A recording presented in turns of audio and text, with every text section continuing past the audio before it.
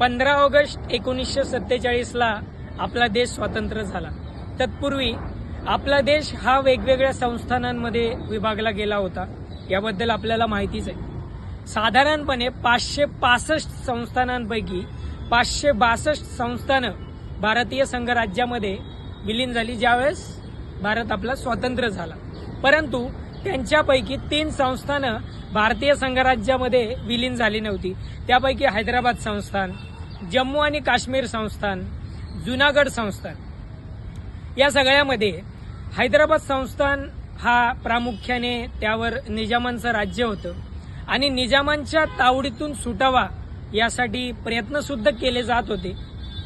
निजामचं हे सगळं नेतृत्व मीर उस्मान अली खान हा पाहत होता।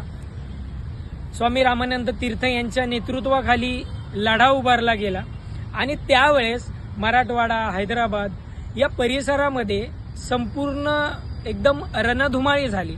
त्यामध्ये आपापल्या पद्धतीने प्रत्येकाने त्यांचं योगदान दिलं। त्याच्यामध्ये शस्त्र पुरवणं असेल, संघटन करणं असेल किंवा या लढ्याला बळकटी द्यायचं काम असेल। म्हणजे तो आजचा दिवस 17 सप्टेंबर 1948 साली निजामांच्या तावडीतून किंवा निजामांचं जे राज्य होतं त्याच्या स्वातंत्र्य म्हणजे आपल्याला निजामांच्या तावडीतून स्वातंत्र्य मिळालं। जो काही मराठवाडा आणि हैदराबाद संस्थांचा भाग राहिलेला तो आपण म्हणू शकतो तो आजचा दिवस 17 सप्टेंबर 1948 तोच मराठवाडा मुक्ती संग्राम दिन म्हणून साजरा केला जातो।